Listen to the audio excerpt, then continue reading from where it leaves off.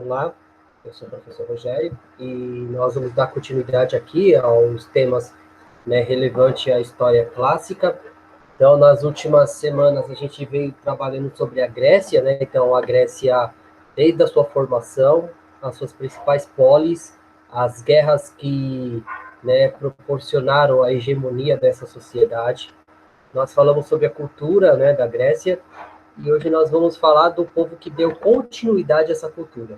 Né? Nós vamos falar da Macedônia. Né? A gente vai falar um pouquinho aqui do Império Helenístico, que eu acho que é um dos temas, né, que para nós aqui, né, para nós que vivemos né, no Brasil, que fica muito distante ali né, da Península Balcânica, do leste europeu.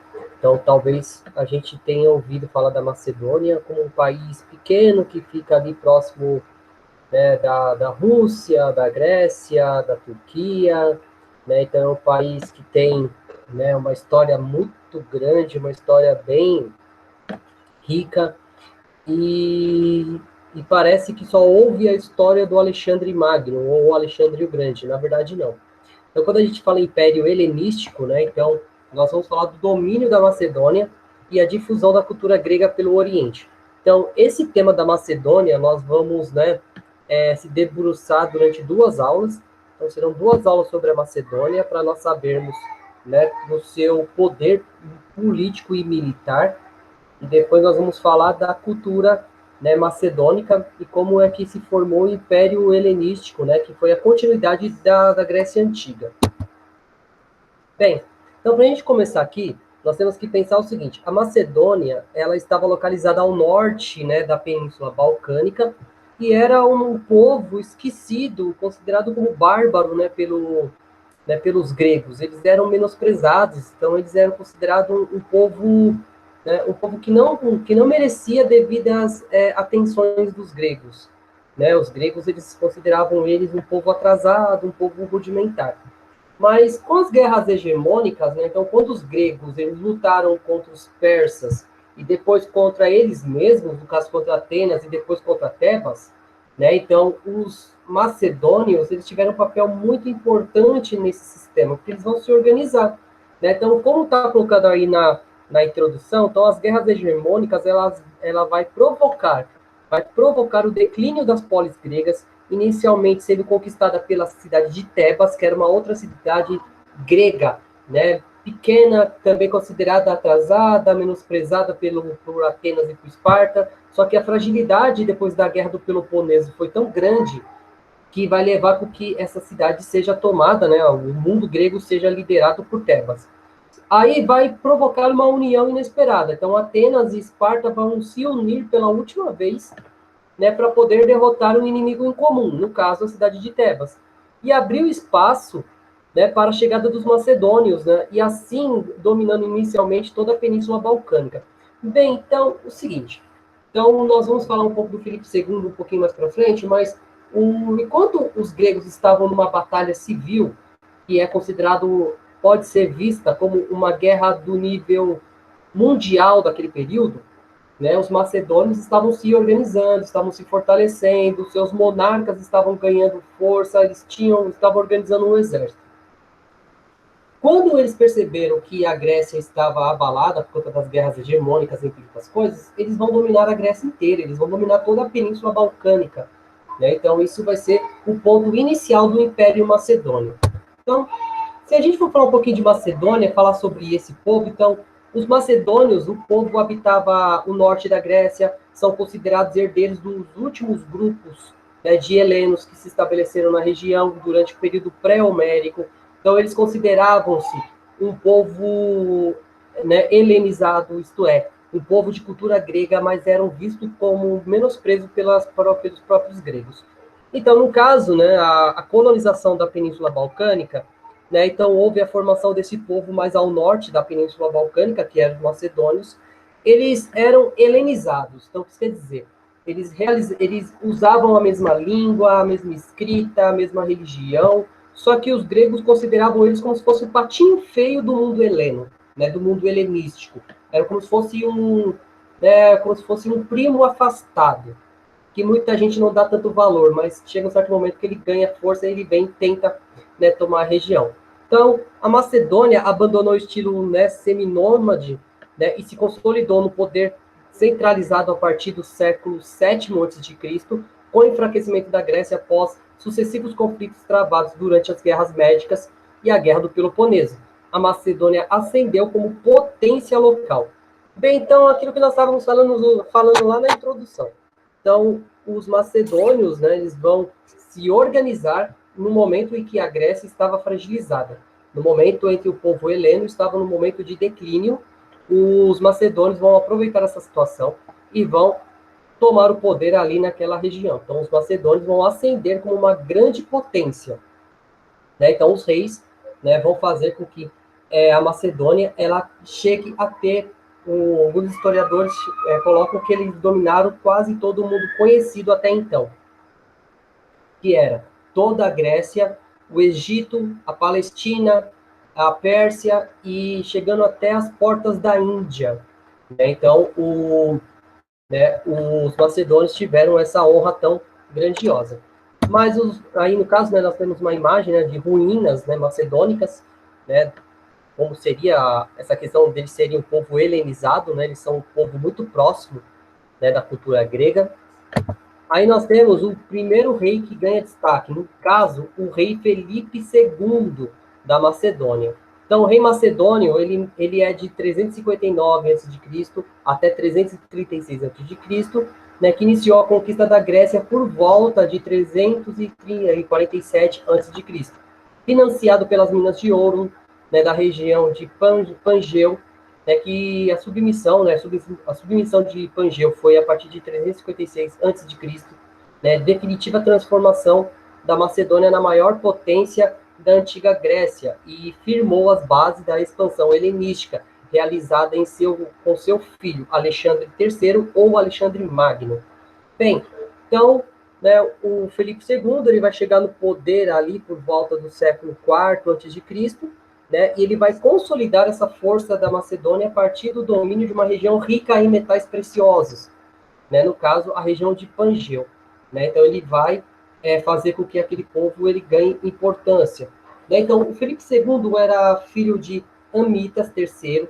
Na infância, assistiu, né, à desintegração do reino da Macedônia, né, enquanto seus irmãos mais velhos, o Alexandre II e o Perdicas III, lutavam contra a insubordinação, né, da aristocracia local. O ataque de Tebas e a invasão, né, dos ilírios, né, então sucedeu, né, a Perdicas III no trono da Macedônia, 359 a.C.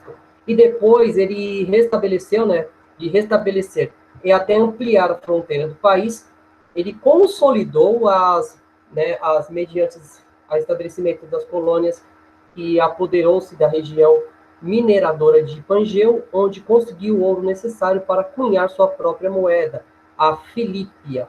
Né? Então, no caso aí do Felipe II, ele vai ter um problema sério que primeiro foi a ganância dos seus dois irmãos. Né? E por conta dessa ganância, dessa divisão entre esses dois irmãos, a aristocracia, né, os grandes proprietários de terras macedônios vão dividir o território.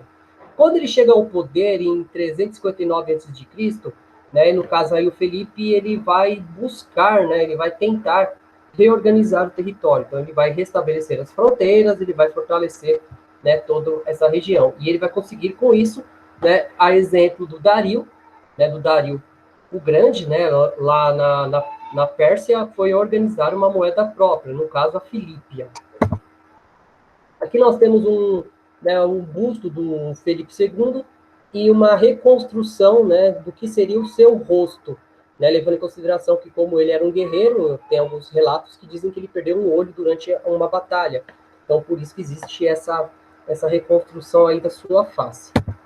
Bem, então ele submeteu a nobreza e a sua autoridade e organizou o exército sobre uma nova base, né, criando as falanges, né, de infantaria pesada, né, inspirada na antiga formação, né, Esparminiondas, né, e equipou com inúmeras máquinas de guerra, né, estabilizando o reino, partir para estender a sua hegemonia por toda a Grécia. Bem, então o Felipe né, tem alguns historiadores que acreditam a ele a invenção da catapulta, né? Então, arremessar pedras, né, a uma grande distância, pedras consideradas grandes. E a falange era uma formação, né, inspirada nas formações espartanas, onde eles usavam lanças longas como uma forma de conter a infantaria, né, do inimigo.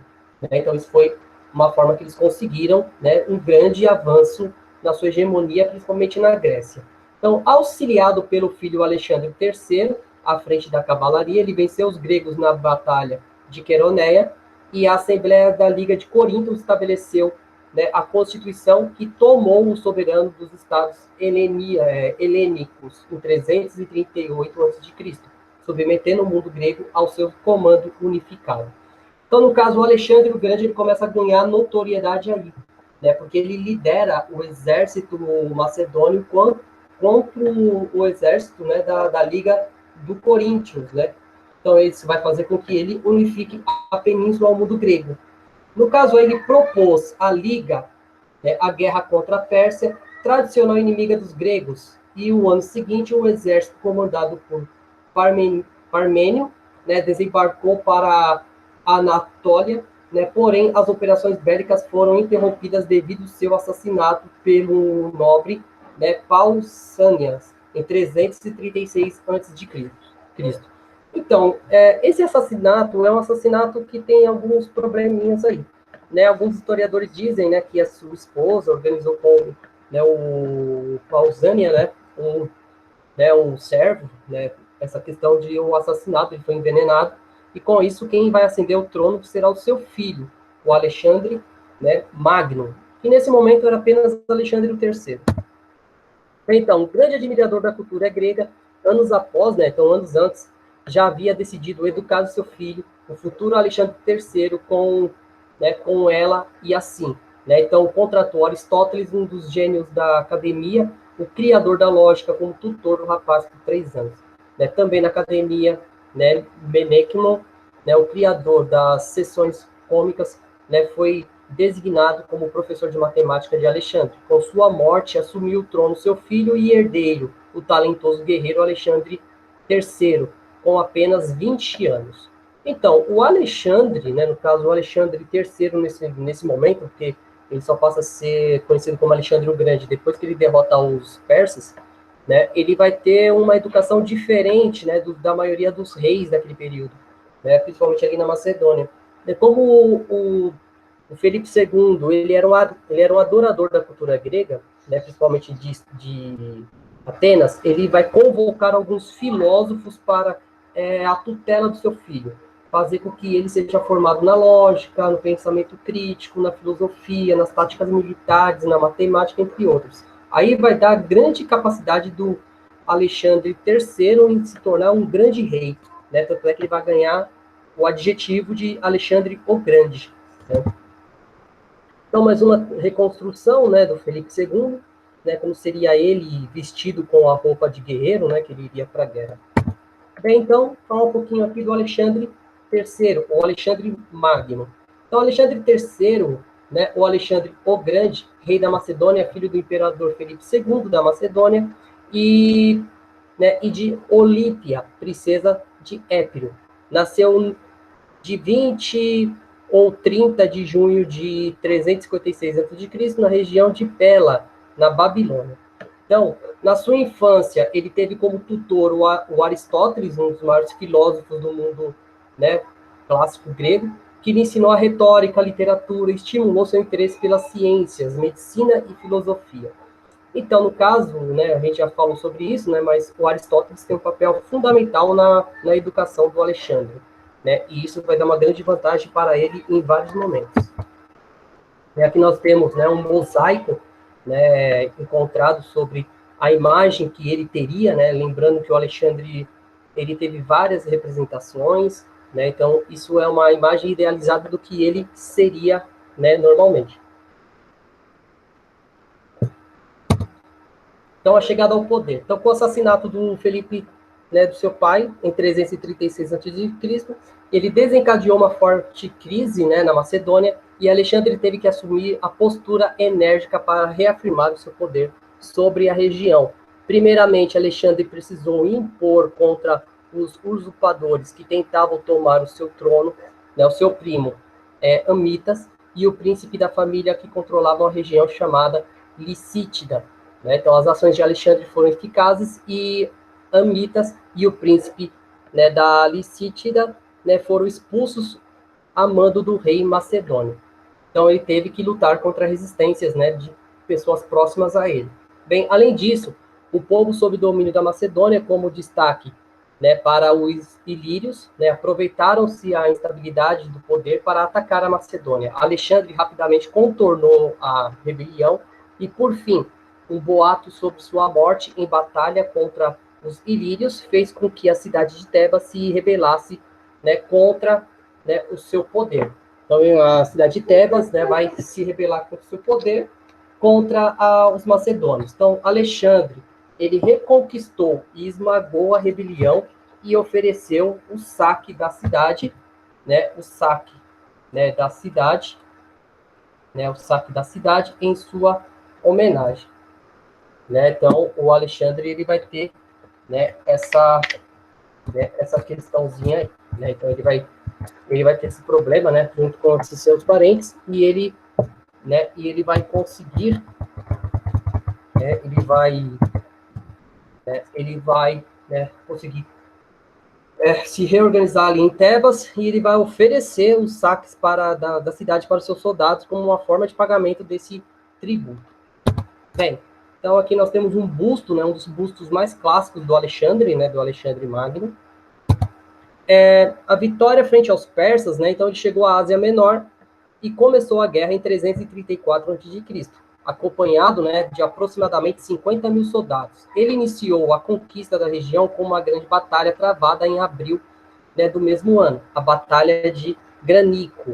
Né? Então, consta nos registros que nessa batalha um grande número de soldados da cavalaria persa foi morto pelo exército de Alexandre, e a vitória foi dos macedônios.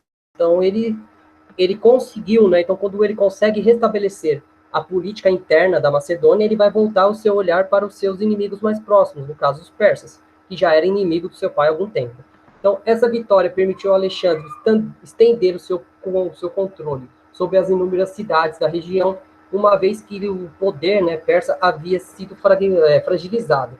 Assim, em pouco tempo, né, toda a Frígia, a Lídia foram conquistadas por Alexandre. O último foco da resistência persa concentrou-se, né, em Halicarnasso, né, e também foi derrotado. Com as conquistas, Alexandre transformou essa cidade de origem grega em polis, né, democráticas. Então, no caso, né, as cidades que já tinham sido dominadas pelos persas com a Guerra do Peloponeso, com a Guerra Médica, os persas eles vão voltar a consolidar o seu território, né? Então, nesse sentido, o Alexandre, quando ele vence, né, o Dario III, né, ele vai retomar essas cidades de origem grega e vai devolver, né, o poder ao sistema democrático.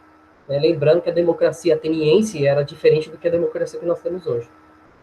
Bem, então, com a Ásia Menor conquistada, Alexandre partiu com seu exército em direção à Síria, em 333 a.C., né, a resposta de Dario III foi dada com um grande exército enviado para conter o Macedônio. O encontro dos dois grandes exércitos aconteceu no mesmo ano, durante a Batalha de Isso. Né? Então, o Alexandre vai encontrar o Dario no campo de batalha. Então, os macedônios alcançaram a grande vitória em Isso. Né? Então, Dario III fugiu desesperadamente para o Oriente, deixando a sua família sob a posse de Alexandre. Então, nesse caso aí, para os persas, a derrota do Dario, né, na Batalha de Isso foi um insulto muito grande, né, porque o Alexandre, né, ele vai colaborar, né, ele vai derrotar o Dario e ele vai fugir desesperadamente, né, isso vai fazer com que todo o exército que estava sob o poder do Dario vai responder ao comando, né, do Alexandre o Grande, aumentando ainda o seu poder e seu prestígio. Então, a vitória em Isso, né, permitiu ao Alexandre conquistar todas as grandes cidades da faixa, que atualmente corresponde à Síria, o Líbano, a Palestina. A única cidade da região que não se submeteu aos macedônios foi Tiro, né, que impôs resistência e abrigou os macedônios a realizarem um cerco de 8 meses para conquistá-lo. Então, como punição, Alexandre autorizou a pilhagem da cidade e a escravidão de seus cidadãos em 332. No caso, né, a única cidade de origem fenícia, né, que se opôs, né, a Alexandre foi a cidade de Tiro. E a gente viu, né, pelo texto, que a repressão e a punição foi exemplar, para que nenhuma outra cidade hesitasse tomar esse mesmo devido. Então, após partir rumo ao Egito, lugar onde foi recebido, né, a estadia de Alexandre no Egito deixou como legado a fundação da cidade de Alexandria, na península do Sinai, né, em 331 a.C. Então, a fundação dessa cidade tinha um papel militar estratégico, né, para garantir o controle do mar Mediterrâneo e o Egeu, pela frota naval dos macedônios. Em 330 a.C., Alexandre marchou novamente ao encontro de Dario. Bem, então, né, o Alexandre vai voltar o seu olhar para o Egito. Né? A gente vai falar um pouquinho mais sobre o Egito, mas é importante a gente frisar isso. Para que dominar o Egito? Né, para dominar os mares, né, principalmente a região da Península do Sinai, que ligava a África ao Oriente Próximo. Bem, então, o Alexandre, né, o exército de Alexandre marcharam em direção ao Vale do Rio Tigre, né, ao encontro das forças de Dario III. O rei persa havia novamente organizado um grande exército que se encontrou com os macedônios na batalha, né, de Gaugamela, né, em 330 a.C. Então, os registros desse confronto contam da habilidade estratégica de Alexandre em superar as dificuldades no campo de batalha. Dario novamente foi derrotado. Né? Então, Dario ele foi acumulando derrotas para o Alexandre e aumentando sua fama nesse sentido, por conta da sua estratégia, levando em consideração a sua formação. Né? Então, depois disto, o Alexandre iniciou a caçada para capturar Dario, né? Porém, um usurpador chamado Besso, né, satrapa de Bactriana, né, assassinou Dario III. O último rei persa foi, portanto, morto em 330 e Alexandre lidou, então, com 2 usurpadores em sequência, o Besso e o Espitamenes. Né? Então, ambos foram derrotados e que consolidou o poder de Alexandre sobre a Pérsia. Então, nesse sentido, né, então, o Alexandre vai conseguir, né, subjugar, colocar sob seu comando um dos maiores impérios do Oriente, no caso a Pérsia. E já tinha gerado muito problema para os gregos, né, durante a Guerra das Médicas, mas o Alexandre vai conseguir a sua submissão. Aqui nós temos uma obra, né, retratando mais ou menos como teria sido essas batalhas, né, tanto aqui no canto, né, aqui nós temos a imagem do Alexandre e dos soldados persas, né, que lutaram contra ele. Bem, então, a conquista do Egito. Então, o Alexandre, que agora já estava com o título Alexandre o Grande, né, então, ele, amado por Amon, né, escolhido por Ra, foi o rei da Macedônia que, entre 332 a.C., após conquistar a Anatólia e o Levante, né, a região da Palestina e da Judéia, derrotou diversas vezes o rei persa Dario, que permitiu sua chegada ao delta do Nilo. Isso ocorreu, né, em 325 a.C.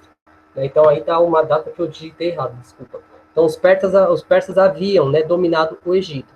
Então, Alexandre, em sua campanha, né, expansionista, conquistou o Império Persa, e quando chegou ao Egito, a população aceitou os macedônios, e a partir daí passou a cultuar Alexandre como se ele fosse o libertador, o novo faraó, uma vez que o Egito, né, os egípcios, né, preferiam o rei da Macedônia, que deu, inclusive, a liberdade ao culto às divindades egípcias, do que os persas, que eram inimigos históricos do Egito. Então, quando a gente fala em o Alexandre, essa questão da cultura helenística, a cultura helenística ela vai absorver alguns elementos das culturas orientais. Isso vai fazer com que se forme a cultura helenística, né? Que a gente vai falar um pouquinho mais para frente. E isso vai fazer com que o Alexandre ele ganhe uma grande simpatia dos egípcios, né? Por ele não forçar, né? Para que ele não faça com que os egípcios deixem a sua religião. Então, o Alexandre trazia a proposta de que seu império não deveria ser de dominação, mas uma mescla entre as culturas nas diversas civilizações. Então, os macedônios levariam o seu conhecimento, costumes por todo o império, em contrapartida, aprenderiam com outros povos e se adaptariam às suas culturas, o que caracteriza o helenismo, né, para o rei da Macedônia exemplificar essa adaptação na região do Egito, ficou conhecida como filho, né, de Zeus Amon, unindo as principais divindades da religião grega e egípcia. Né? Então, depois, né, da conquista, né, de Alexandre, os egípcios vão passar a ter uma religião mista entre a religião tradicional egípcia e a religião, né, grega. Então, aqui nós temos, né, o busto do Ptolomeu, que foi um dos últimos, né, líderes gregos, macedônios na região ali do Egito. E aqui nós temos escrito em hierogrifo, né, a palavra Alexandre. Né? A gente não sabe exatamente onde foi o seu descanso final, mas a gente sabe que tem algumas especulações que dizem, né, que o corpo do Alexandre está repousando em uma tumba secreta no Egito. Né? Tem várias hipóteses sobre isso, várias lendas. Bem, e o Alexandre vai chegar às Índias, né? Ele conquista as Índias. Então, a última fase de conquista de Alexandre aconteceu na Índia. Então, Alexandre tentou impor o seu domínio sobre os reinos que existiam na região, além do rio Hindu, e encontrou as batalhas mais difíceis, né, de sua trajetória em 326 a.C. e 325 a.C.